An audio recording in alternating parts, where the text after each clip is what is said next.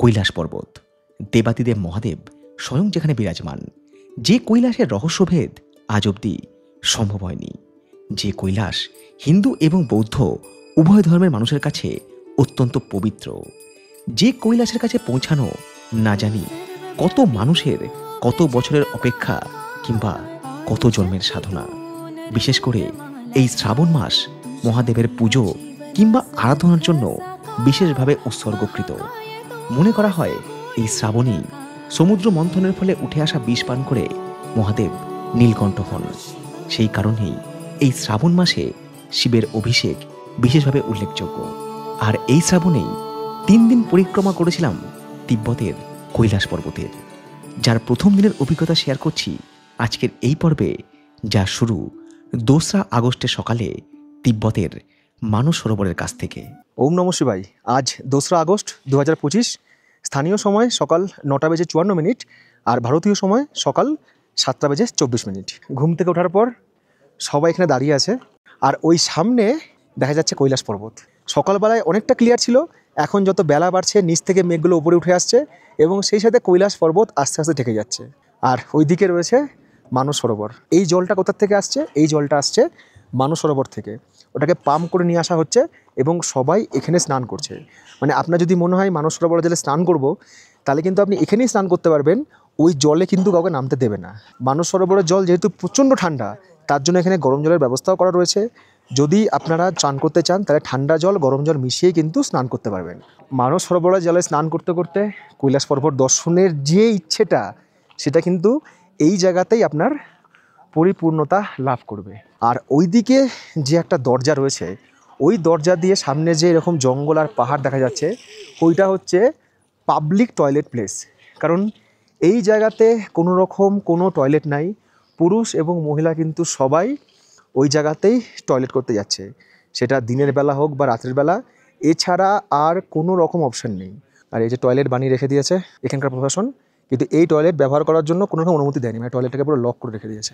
এখানে লেখা আছে দ্য স্মার্ট টয়লেট। এটা কি চালু হয়নি নাকি এখনও? দেখি তো। এটা হচ্ছে লক, এইটা লক, এটাও লক, কারণ এগুলো কোনো কিছু চালু হয়নি, এগুলো সব কোড দিয়ে আর কি অ্যাক্সেস করতে হয়। মানে আমি যা বুঝলাম এটা হচ্ছে পোর্টেবল টয়লেট। আর এখানে একদিকে দরজা খোলা আছে, সেখানে সকাল সকাল সবাই যা ঘুরে গিয়েছে, ওর দিকে না তাকানোই ভালো। তো আমাদের ব্রেকফাস্টে আজকে কী রয়েছে একটু দেখিয়ে দিই আপনাদেরকে। ঘুম থেকে উঠে ক্ষীর, আর ক্ষীরের সঙ্গে ক্ষীর আর পোহা, এই দো থে না। আপেল আর তরমুজ ছিল, আপেল আর তরমুজ শেষ হয়ে গেছে আমি যখন এসেছি, এখন চা আর কফিই রয়েছে। আর আমার মুখটা দেখুন কেমন কালচে হয়ে গিয়েছে, মনে হচ্ছে একাধিক বিষাক্ত সাপ আমাকে ছোবল মেরেছে, তো জন্য মুখটা এরকম কালচে হয়ে গিয়েছে। স্থানীয় সময় বেলা 12টা, আমরা খানিকক্ষণ বাদেই এখান থেকে রওনা দেবো হচ্ছে দার্জিলিংয়ের উদ্দেশ্যে। এখান থেকে দার্জিলিং ওই 40 মিনিট মতো সময় লাগে যেতে। তো তার আগে একটু আপনাদেরকে মানস সরোবরের ধারে নিয়ে যাই। তো দু একজন আমাকে প্রশ্ন করেছিলেন এর আগের পর্বে যে কেন মানস সরোবরে নামতে দেওয়া হয় না, কেন ভারতীয়দেরকে জলে নামতে দেওয়া হয় না, কেন স্নান করতে দেওয়া হয় না, চায়না প্রশাসন এতটা রেস্ট্রিক্টেড এই মানস সরোবর নিয়ে। যাত্রা তো বহুদিন ধরেই হতো, স্বাধীনতার আগেও হয়তো হতো। তো তখন বহু মানুষ আসতো এই মানস সরোবরে স্নান করতো, তারপর তারা পরিক্রমা করতে যেত কৈলাস। মানুষ এখানে স্নান করতো, জলে ডুব দিত। তারা চলে যাওয়ার পর দেখা যেত এই ধারে জলের বোতল, প্লাস্টিকের প্যাকেট, কারো চাড্ডি, কারো গামছা, শ্যাম্পুর পাতা, সাবানের খোসা সব পড়ে রয়েছে।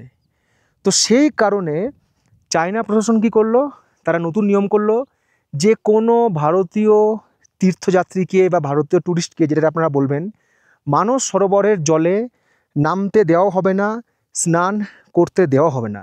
তো সেই কারণেই কিন্তু আমরা মানস সরোবরের জল সঙ্গে নিয়ে যেতে পারি বোতলে ভরে, আমরা এখান থেকে একটু মাটিও নিয়ে যেতে পারি, কিন্তু আমরা এই জলে ডুব দিতে পারবো না। যেহেতু মানস সরোবরের ধারে হোমযজ্ঞ কিংবা পূজা পাঠ করার অনুমতি নেই, সেহেতু বিভিন্ন গ্রুপ এই কাঁচের ঘরে পূজা আর্চা কিংবা হোমযজ্ঞের আয়োজন করে। এবারের এই গ্রুপ ট্যুরে এসে না একটা অভিজ্ঞতা হয়েছে আমার, যেটা আপনার সঙ্গে শেয়ার করছি। যে আমাদের গ্রুপে মোট 59 জন ছিল। এবার বাস ছিল 2টো, তাও ছোট ছোট বাস। এবার বাস ঢোকা মাত্রই সবাই হুড়মুড় করে মালপত্র নিয়ে উঠে পড়ছে। এবার 2টো বাস যখন সবাইকে দার্জিলিং নামিয়ে আবারও ফিরে আসছে, সেই সময়টায় যারা অপেক্ষা করছে বাসের জন্য, তাদের কাছে অপেক্ষা মানেই না প্রচুর সময় নষ্ট। ট্রান্সপোর্টেশন জিনিসটা এখানে তুলনামূলক কম, হয়তো আগামী দিনে আস্তে আস্তে হবে, যেহেতু বছর 5 পরে যাত্রাটা শুরু হয়েছে, আস্তে আস্তে বাড়বে, ট্রান্সপোর্টেশনও বাড়বে, অ্যাকোমোডেশনও বাড়বে, কানেক্টিভিটিও বাড়বে। কিন্তু এখন এই মুহূর্তে না, মানে প্রতি মুহূর্তের অপেক্ষা। মানস সরোবর থেকে আমাদের গন্তব্য কৈলাস পরিক্রমার শুরু কিংবা শেষ সেই শহরে যার নাম দার্চেন, সমুদ্রপৃষ্ঠ থেকে যার উচ্চতা 15,000 ফুট। আর এই পথই দেখা মেলে কৈলাস পর্বতের ঠিক আপনার ডান দিকে। আমরা এখন যাচ্ছি দার্চেনের দিকে। দার্চেনের উচ্চতা হচ্ছে সমুদ্রপৃষ্ঠ থেকে 4,600 মিটার, মানে লেক মানস সরোবর থেকে কিছুটা বেশি। এদিককার রাস্তা সত্যি অসাধারণ, নীল আকাশ, মেঘ, সেই সঙ্গে সব মেঘের ছায়াগুলো পাহাড়ে পড়েছে। যখন মেঘগুলো সরে সরে যায়, পুরো ছায়াগুলো পাহাড়ের উপর থেকে সরে সরে যায়, দারুণ লাগে দেখতে। কোনো এক সময় দার্চেন ছিল ভুটানের ছিটমহল। বর্তমানে এটা চীন অধিকৃত তিব্বতের ছোট্ট একটা শহর, বলা বাহুল্য কৈলাস পরিক্রমার বেস ক্যাম্প। ছোট্ট এই শহরে রাত্রিবাসের জন্য রয়েছে বিভিন্ন রকম হোটেল এবং রেস্তোরাঁ। স্থানীয় সময় 2:58 আমরা পৌঁছে গেলাম দার্চেনে। দার্চেনে এই আমাদের হোটেল। পুরাঙের যে হোটেলে আমরা ছিলাম সেই হোটেলেরই এটা হচ্ছে আরেকটা শাখা, হিমালয় কৈলাস হোটেল। আমাদের যত সমস্ত লাগেজ এখানেই পড়ে আছে। ভেতরকার জিনিসপত্রগুলো যে কি অবস্থা হচ্ছে, মানে আপনারা এটা দেখে বুঝে নিয়েছেন যে ব্যাগে কিন্তু সেরকম কাঁচের জিনিস বা এমন কিছু রাখবেন না যেটা ভেঙে যেতে পারে বা যেটা ক্ষতি হতে পারে। আর হোটেলে এসে পৌঁছানোর পর এতক্ষণ সব ওয়েট করেছিল, এবার হচ্ছে চাবি। সবাই মোটামুটি চাবির জন্য লাফিয়ে পড়েছে, কারণ সবার চাই হচ্ছে বেস্ট রুম। এই ম্যাপটা দেখলে আপনাদের এই জায়গাটা সম্পর্কে কিছুটা ধারণা এসে যাবে। এই হচ্ছে মানস সরোবর লেক, আর এই দিকে হচ্ছে রাক্ষসতাল। এই পথ ধরে আমরা এসেছিলাম। এখন আমরা রয়েছি হচ্ছে এই জায়গাটায়, এইটা হচ্ছে দার্চেন। এই দার্চেন থেকে শুরু হবে হচ্ছে আমাদের পরিক্রমা। এই হচ্ছে পরিক্রমা মার্গ। এইভাবে ধীরে ধীরে ধীরে ধীরে আমরা ওপর দিকে উঠব। এইটা হচ্ছে মাউন্ট কৈলাস। এর উচ্চতা হচ্ছে 6,656 মিটার, এভারেস্ট থেকে কম। আমরা এই ট্রেকিং রুট ধরে পুরো এই মাউন্ট কৈলাসকে দেখুন একটা পরিক্রমা করব। এইখানে হয়েছে আমাদের খাওয়া দাওয়ার বন্দোবস্ত।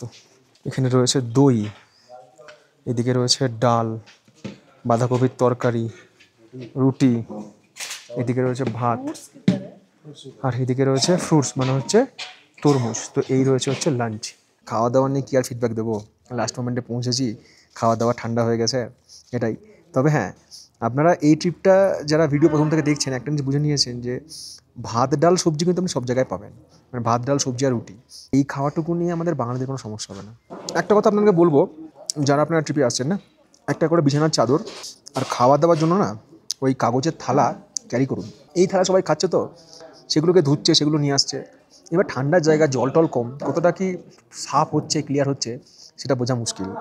আর জল কিন্তু অবশ্যই সবসময় কেনা জল খাবেন, কারণ অন্য জায়গা তো। এবার এই জল খেলে যদি আপনার পেটের প্রবলেম শুরু হয়ে যায়, আমাদের অনেকেরই পেটের প্রবলেম শুরু হয়েছে, তারা আবার ওষুধ, ওই মেট্রো এসে ওষুধ খুঁজছে। তা পেটের প্রবলেম কিন্তু মেন শুরু হয় জল থেকে। জলটা বেশি করে খান আর জলটা ভালো খান, কিনে খান। এই হোটেলটার একটা সবচেয়ে বড় সমস্যা, এখানে লিফট নেই। মানে এখান থেকে আপনাকে কৈলাস ট্রেকের জন্য প্রস্তুতি নিতে হবে। রুম রয়েছে 3rd ফ্লোরে, মাত্র 4 তলা। তো সিঁড়ি দিয়ে পৌঁছে যাবো, 2 তলায় চলে এসেছি, এরপর 3 তলা, তারপর 4 তলা। পুরাঙে যেরকম ছিলাম সেরকমই হোটেলের মতো বাথরুম, মানে বাথরুমের সাইজ সেরকমই, প্যাটার্নও অলমোস্ট সেম। এখানে কিছু বাথ কিট টিট রয়েছে, আর এখানেও জেট শাওয়ার নেই, ওই কাগজে মুছতে হবে, না হলে আলাদা কিছু ব্যবস্থা করতে হবে। ডবল শেয়ারিং, এদিকে একটা বেড, এইদিকে একটা বেড, 2টো চেয়ার, মাঝে টেবিল, জলের বোতল। এখানে ইলেকট্রিক কেটেল রয়েছে। ফায়ার এসকেপ মাস্ক, মানে যদি হোটেলে আগুন টাগুন লাগে তাহলে এইসব মুখে পরে আর কি, মুখ পোড়া হওয়ার হাত থেকে বাঁচার জন্য এই মুখে পরে নেমে যেতে হবে। রাউটার রয়েছে এখানে, মানে ওয়াইফাই ভালো পেয়ে যাবো। টিভি রয়েছে, আর এক্সট্রা বালিশ ফালিশ সব রয়েছে। দু একজন দর্শক বন্ধু বাংলাদেশ থেকে প্রশ্ন করেছেন যে বাংলাদেশ থেকে আমরা যাবো কীভাবে। এবার ট্রিপ টু টেম্পলস, এই ট্রিপটা কিন্তু নেপাল থেকেও করায়, কাঠমান্ডু থেকেও করায়। কাঠমান্ডু থেকে কিন্তু আপনারা ট্রিপ টু টেম্পলসের সাথে জয়েন করে এই কৈলাস মানস সরোবর যাত্রাটা ইজিলি করে আবারও বাংলাদেশ ফিরে যেতে পারবেন। সেক্ষেত্রে আপনাদেরকে ইন্ডিয়ার গেটওয়ে বা ইন্ডিয়ার মাটি ইউজ করার দরকারই নেই। কত বছর থেকে কত বছর পর্যন্ত তীর্থযাত্রীরা যেতে পারে। গভর্নমেন্টের নিয়ম অনুযায়ী হচ্ছে 18 থেকে 70, আর প্রাইভেটে যাদের সাথে আমি এসেছি এদের নিয়ম অনুযায়ী হচ্ছে 10 বছর থেকে 70 বছর পর্যন্ত।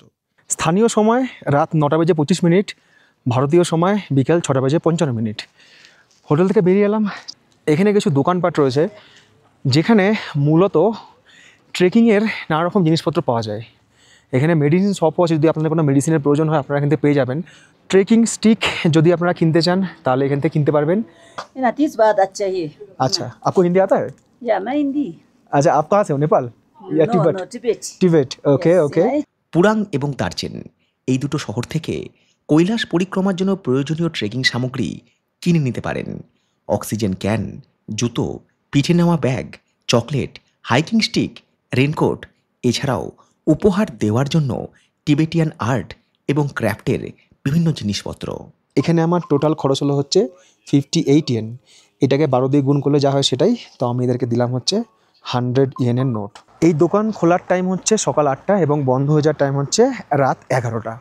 এবার আমরা যাব হচ্ছে সুপার মার্কেট। এই সুপার মার্কেট থেকে জিনিস নিলাম, যেমন হচ্ছে কলা, পাউরুটি, আপেল, কিছু চকলেট, তারপরে জুস। এখানে সব মিলিয়ে আমার খরচ হলো হচ্ছে 119 চাইনিজ ইয়েন।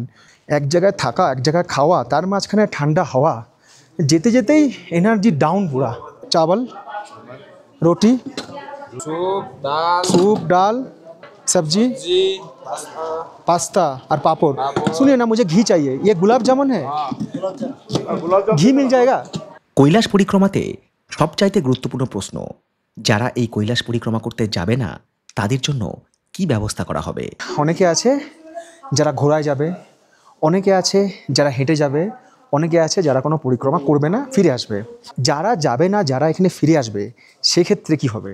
আপনি হোটেলে যদি থাকতে চান, সেক্ষেত্রে দুজনের জন্য খরচ হবে হচ্ছে ভারতীয় টাকায় 12,000 টাকা। দুজনের দুদিনের খরচ, মানে ধরুন আমি যে রুমটায় আছি, ডবল বেডেড রুম, তার জন্য খরচ হবে হচ্ছে দুদিনে 12,000 টাকা ইনক্লুডিং ফুড। আর চাইনিজ কারেন্সি যদি আপনাদের দরকার হয় সেটাও পেয়ে যাবেন এই হোটেল থেকে কিংবা ট্যুর গাইডের কাছ থেকে।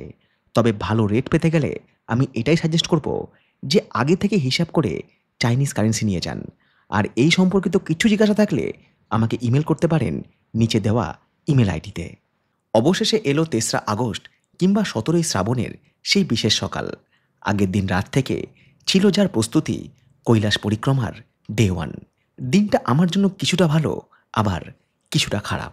গতকাল রাতেও ঘুম হয়নি বিশেষ, কারণ ঘুমোতে ঘুমোতে প্রায় 3:30 হয়ে গেছিলো। 4.5 কি 5 ঘন্টা তো মেরে কেটে ঘুম হয়েছে, যেটা খুবই খুবই একটা খারাপ জিনিস শরীরের জন্য। কিন্তু ওই যে বললাম যে ভিডিও দিতে হতো, আপনারা অনেকেই বলছেন যে ভিডিওটা কবে আসবে। তারপরে আমি দেখলাম যে একটা বিরাট গ্যাপ পড়ে যাবে, যেহেতু এই 3 দিনের পরিক্রমায় 3 দিন আমি আর ভিডিও দিতে পারবো না। আপনাদের একবার দেখিয়ে দিই যে কী কী জিনিস আমি ক্যারি করছি পরিক্রমা করার জন্য। টি শার্ট তো আগেই দেখিয়ে দিয়েছি, নিয়ে এসেছিলাম।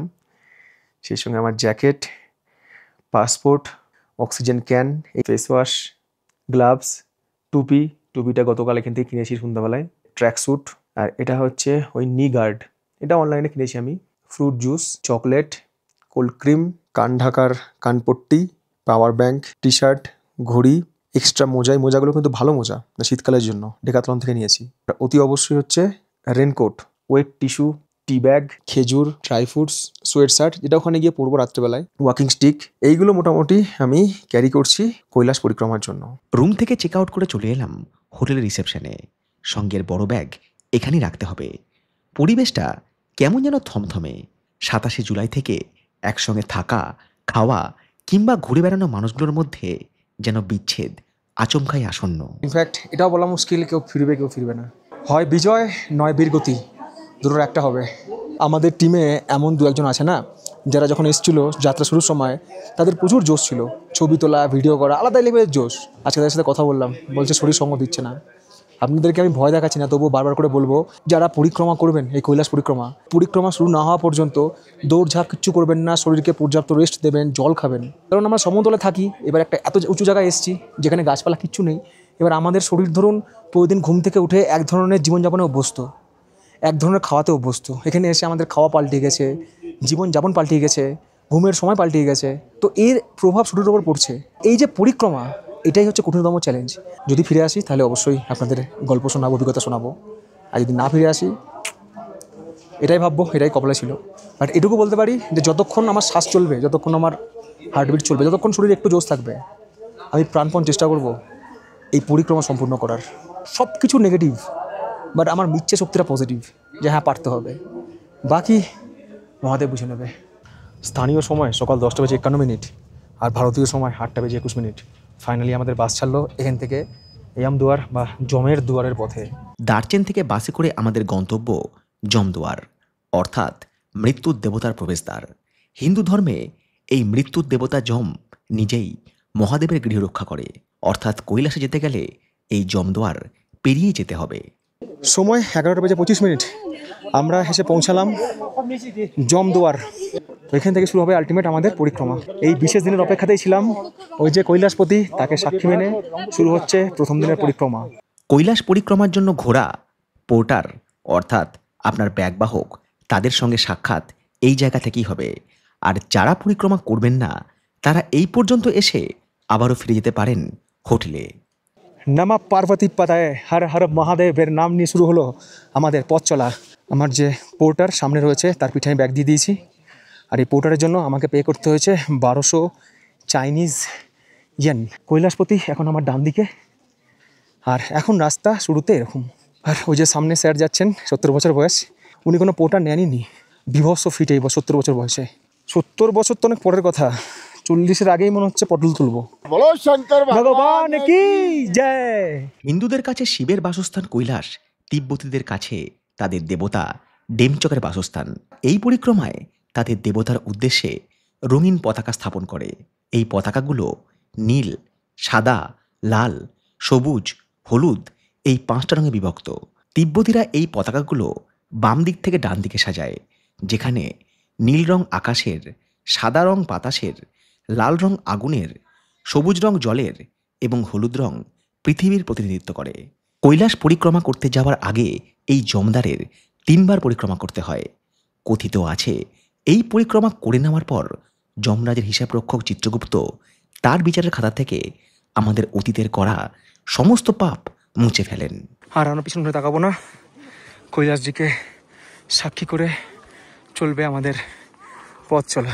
কৈলাস যাত্রার প্রথম দিনের পরিক্রমাতে আপনার গন্তব্য হবে জমদার থেকে দেরাপুক, প্রায় 12 কিলোমিটার। এই যাত্রাপথের উচ্চতা সমুদ্রপৃষ্ঠ থেকে 16,500 ফুট। সময় লাগতে পারে 5 থেকে 6 ঘন্টা। যে যাত্রাপথে আপনার ডান দিকে থাকবে মাউন্ট কৈলাসের নর্থ ফেস, বা চাইনিজ ভাষায় যার নাম মাউন্ট কাংলিংবোকে। একটা প্রবলেম হচ্ছে, শেয়ার করি, এই জীবের মাঝখানটা না চিনচিন করছে। বডি ফিটনেস মারাত্মক দরকার। এই কৈলাস যাত্রার প্রস্তুতি মোটামুটি 6 মাস আগে থেকে শুরু করে দিতে হবে। 3 দিনের জন্য যদি ঘোড়া নেন, সেক্ষেত্রে ঘোড়া আর হচ্ছে পোর্টার আপনার ব্যাগ নিয়ে নেবে। এর জন্য খরচ পড়বে 4000 চাইনিজ ইয়েন। আমি প্রথমে ভেবেছিলাম যে নিজেই আসবো ব্যাগ কাঁধে নিয়ে, তারপর দেখলাম না, এখানে আমি কাউকে চিনি না, এখানে কেউ ভাষা বোঝে না আমার, আর যারা সঙ্গে যাচ্ছে তারা একটা সময় বিচ্ছিন্ন হয়ে পড়বে। ব্যাগ বর থেকেও একটা গাইড আমার দরকার। আমার যদি কিছু হয়ে যায়, কোনো প্রবলেম হয়, সেই সাপোর্টটা দরকার। ওই রাস্তাটা যায় মনাস্ট্রি পর্যন্ত গাড়িও যায়। এখানে পাবলিক টয়লেটও আছে। পাবলিক টয়লেটে যা শোচনীয় অবস্থা, এত দুর্গন্ধ, পরিক্রমা এনার্জি মুহূর্তে শেষ হয়ে যাবে। এখানে কেউ ধোয় না, সবাই মুছে। এটা একটা ওই বেস ক্যাম্প টাইপের, দোকানপাট রয়েছে, খাওয়া দাওয়া করা যেতে পারে। যাত্রা শুরু হওয়ার পর এইটা হচ্ছে প্রথম স্টেশন। আমার চলা হলো হচ্ছে 3.85 কিলোমিটার। Oxygen level 84, heartbeat 135। জুতো পাওয়া যাচ্ছে, ট্রেকিং শু, টুপি, অক্সিজেন ক্যান, চা, কফি, নুডলস সব কিছু পাওয়া যাবে। এরকম জলের বোতল নিলাম, এটা নিল হচ্ছে 6 চাইনিজ ইয়েন। এক ঢোক করে জল খেতে হবে, পথ চলতে হবে। এই আমাদের হচ্ছে পোর্টার, উনি এখন এখানে খাওয়া দাওয়া করছেন, শুকনো ভাত আর সেই সঙ্গে হচ্ছে চা। জমদার থেকে দেরাপুক যাওয়ার পথে আমাদের পাশে পাশে চলা লাচু নদীর সঙ্গে প্রায়শই সাক্ষাৎ হতে লাগলো। কৈলাস পর্বত থেকে উৎপন্ন এই লাচু নদী শিবের জটা থেকে নির্গত হয়েছে, এমনটাই রয়েছে জনশ্রুতি। এখানে রাস্তা একদম নদীর ধার দিয়ে, কি অপূর্ব দৃশ্য।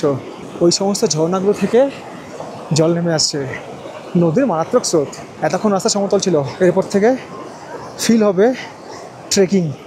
এখানে ইমার্জেন্সি বাটন রয়েছে, কোনো আপাতকালীন পরিস্থিতিতে শরীর অসুস্থ হলে বা কোনো প্রবলেম হলে এটা প্রেস করে দিলেই ওদের কাছে অ্যালার্ট চলে যাবে। পুরো রাস্তা দূর পর্যন্ত সমতল, যতদূর দেখা যাচ্ছে এই পর্যন্ত রাস্তা সমতল। 5.82 কিলোমিটার পথ চলা সম্পূর্ণ। হার্টবিট রেট 100 আর স্টেপ 8700। পোর্টার যে কোথায় গেল তখন খেতে বসে, ওরা দেখা নাই। ওই ব্যাগে আমার সব খাবার দাবার, ড্রিঙ্কস সব আছে। খানিক অপেক্ষার পর দেখা হলো পোর্টারের সঙ্গে। সব থেকে বড় সমস্যা, এরা না তো বোঝে হিন্দি না ইংরেজি, স্থানীয় গ্রাম্য মানুষ। তবে আমার এই পোর্টারকে নিয়ে 3 দিনের যাত্রাপথে অনেকবার ভুগতে হয়েছে, যে অভিজ্ঞতা আমি শেয়ার করব আগামী পথ চলার পথে। পাউরুটি দিলাম, পাউরুটি খেলো, জলও শেষ করে দিল, আবার এখন জুসও খাচ্ছে। এসব দেখে একটা কথাই বলতে ইচ্ছা করছে, খার মাল কে খায়। একটা কথা বলবো আপনাদেরকে, নিজের দেশ হোক বা পরের দেশ, যখন কোনো কিছু খাচ্ছেন, প্লাস্টিকের জিনিস, জলের বোতল, এই সেই রাস্তাঘাটে ফেলবেন না। ডাস্টবিন হচ্ছে ডাস্টবিনে ফেলুন, না নিজের ব্যাগে রেখে দিন, পরে ডাস্টবিন ফেলে সেখানে ফেলবেন। ঈশ্বরকে যেমন দর্শন করতে যাচ্ছেন, তেমনি প্রকৃতিও একরকমের ঈশ্বর, কাজেই তাকেও সম্মান করুন, তারও পুজো করুন, তাকেও ভালো রাখুন, সুস্থ রাখুন। ওই দূর দূর পর্যন্ত দেখা যাচ্ছে রাস্তা। আমাদের আজকে মোট 12 কিলোমিটার চলতে হবে। কৈলাস পরিক্রমা প্রথম দিন 12 কিলোমিটার ট্রেক, 7.71 কিলোমিটার পথ চলা সম্পূর্ণ, 11,032 স্টেপ। এখন আমার হার্টবিট 139, আর আমার ব্লাড অক্সিজেন লেভেল 73। মাঝে মধ্যে মাথার এদিকটা না, এই দিকটাকে আমার মাথার কামড়ে কামড়ে ধরছে, পেটের এই সাইডটাতে মাঝে মধ্যে কেমন চিনচিন করছে, যেমন কামড়ে কামড়ে ধরছে, এরকম হচ্ছে। এছাড়া কোনো প্রবলেম হচ্ছে না এখন অবধি। हाँ बहुत बढ़िया लग रहा है और कोई थकावट भी महसूस नहीं हुई और भोलेनाथ की असीम कृपा है, हैं? सभी यात्री अच्छी तरह आ रहे हैं, but we are feeling very nice. और कितना चलना पड़ेगा हमें पहले दिन में? Near about 5 kilometres. और 12 किलोमीटर। टोटल 12 किलोमीटर है, आधे से ज़्यादा हम आ चुके हैं। সময় 2:32, 13,639 পা, পথ চলা সম্পূর্ণ। হার্ট রেট 94, অক্সিজেন লেভেল 73, আর কিলোমিটার্স 9.42, প্রায় 10 হতে চললো। এই চলার পথে প্রথম কৈলাসের দর্শন। আমরা যখন আমাদের যাত্রা শুরু করছিলাম তখন কৈলাসকে দর্শন করছিলাম, তারপর এই প্রায় 10 কিলোমিটার কাছাকাছি আসার পর কৈলাসের দর্শন পেলাম। উচ্চতা বাড়ার সাথে সাথে প্রচণ্ড ঠান্ডা, প্রচণ্ড হাওয়া, আমরা ওই নিচ থেকে উঠে এলাম। এখনও পথ চলতে হবে অনেকটাই।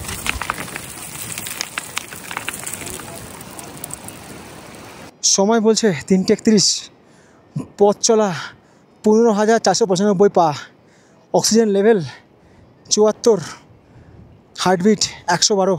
এই যে এখান থেকে কৈলাস। কৈলাস পর্বতের সঙ্গে সঙ্গেই এই যাত্রাপথে দেখা মিলল বেশ কিছু টিবেটিয়ান পুণ্যার্থীর, যারা এই দীর্ঘপথ দণ্ডি কেটে কেটে পাড়ি দিচ্ছে। আর দেখা দিল রাস্তার পাশেই হিমালয়ান মারমোট। হিমালয় এবং তিব্বত মালভূমিতে আলপাইন তৃণভূমি এই মারমোটদের বসবাস। নীল আকাশ, এদিকে কৈলাস, এই আমাদের যাত্রাপথ। দেরাপুক থেকে আরও 3 কিলোমিটার আগে রয়েছে পাবলিক টয়লেট, সেই সঙ্গে ছোটোখাটো রেস্তোরাঁ এবং বিশ্রাম নেওয়ার জায়গা। अंकल कैसा लग रहा है? Oh very nice. कितनी देर पहले हम पहुँचे हैं? अभी जस्ट एक ही दीजिए, मुझे ज़्यादा नहीं खाना है। মনে হচ্ছে রাস্তাটা সমতল, যখন আমি হাঁটছেন না তখন না মানে শ্বাস নিতে কষ্ট হচ্ছে, মনে হচ্ছে পা ভারী হয়ে আসছে, আর যেন চলছে না।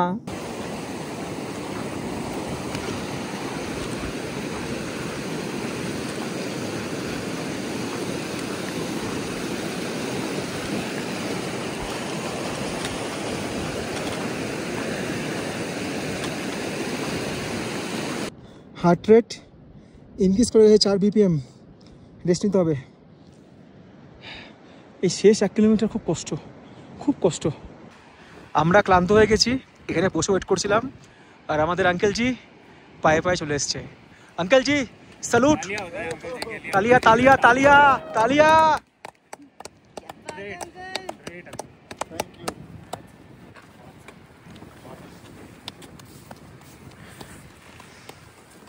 হাঁটতে হাঁটতে প্রায় 11 কিলোমিটার পথ চলে আসার পর এই দেরাপুক বা দিরাপুকের 1 কিলোমিটার আগে লাচু নদীর ব্রিজ পার করে দিরাপুক মনাস্ট্রি, যে পথে এখন আমরা চলেছি। আরেকটা রাস্তা ধরে গেলে কৈলাসের চরণ স্পর্শ করা যায়, যেখানে যাওয়ার জন্য আলাদা পারমিটের প্রয়োজন। সেই পরিক্রমার নাম ইনার কোড়া বা ইনার পরিক্রমা। আর আমরা যেটা করছি সেটা মাউন্ট কৈলাসের আউটার পরিক্রমা। স্থানীয় সময় বিকাল 5:51। আমার হার্টবিট 147, অক্সিজেন 77। আমরা পৌঁছে গেছি হচ্ছে দেরাপুক। এইদিকে দেরাপুক মনাস্ট্রি রয়েছে।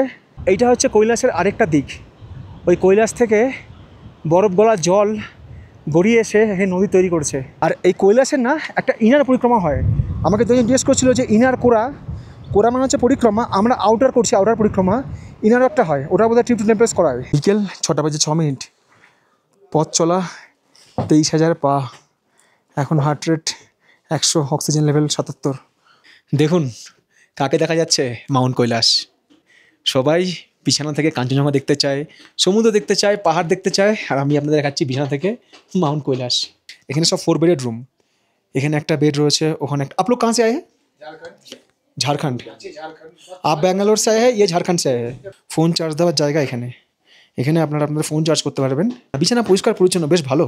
মাথা যন্ত্রণা হচ্ছে আমার, অক্সিজেন লেভেল 75, হার্টবিট হচ্ছে 99। স্যার আমি না অক্সিজেন ক্যানটা কেনার পরে আমি একবার ইউজ করেছিলাম, মানে ডেমো দেখার জন্য, তো একবার ইউজ করে দেখাই আপনাদেরকে।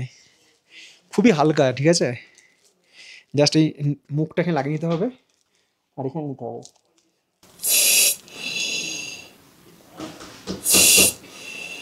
স্থানীয় সময় 8:38। এই দেখুন কৈলাস, মানে বিকাল ফুরিয়ে সন্ধ্যা আসছে তো এবার একরকম হাওয়া শুরু হয়েছে, ভয়ানক হাওয়া। আমি তো এসে ঘুমিয়ে গেছিলাম, এত ক্লান্ত। তারপরে ডাকলো যে কৌশিকজি খানা রেডি হ্যায়। একটা তথ্য আপনাদেরকে দিয়ে রাখি, সেটা হচ্ছে যে না, একটা দুটো তথ্য দেবো। প্রথম তথ্য হচ্ছে যে আমাদের কিন্তু আজকে লাঞ্চ ছিল না, আইটেনারিতেও এটা ছিল, আমি খেয়াল করিনি। আজকে এবং কালকে লাঞ্চ নেই, লাঞ্চ বাইরেই করতে হবে। ম্যাগি ট্যাগি কিছু খবর পরে কিনে আমি বুঝতে পারিনি, তাহলে লাঞ্চটাকে করে নিতাম। আর দ্বিতীয় হচ্ছে যে আমরা যে রুমগুলোতে আসি কোথাও কিন্তু একটা টয়লেট নেই। টয়লেট করতে হবে হচ্ছে ওপেন প্লেসে। ওপেন প্লেস মানে দেখাচ্ছি, আর ওই রয়েছে টয়লেট। এবার ওই টয়লেটের যে কী পরিস্থিতি এটা আমি বুঝতে পারছি না।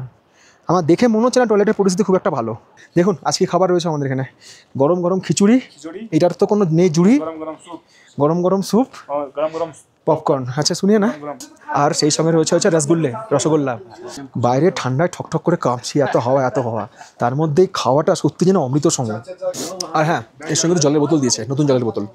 স্থানীয় সময় রাত 9:10। কৈলাস পরিক্রমার আমার প্রথম দিনে আনকাট অভিজ্ঞতা এখানেই শেষ করলাম।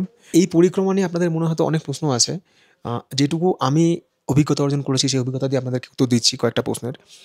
যে যদি আপনারা মনে করেন যে এই পরিক্রমা করতে করতে আপনি অসুস্থ হয়ে গেলেন, সেক্ষেত্রে যে গাইড সে কিন্তু আপনাকে হেল্প করবে, কারণ আমাদের সাথে কিন্তু অনেকগুলো গাইড রয়েছে। আজকে এরকম একজন অসুস্থ হয়ে গেছিলো মাঝ রাস্তায়, তো গাইড অ্যাম্বুলেন্স ডেকেছে, অ্যাম্বুলেন্স এসে তাকে ফেরত নিয়ে গেছে।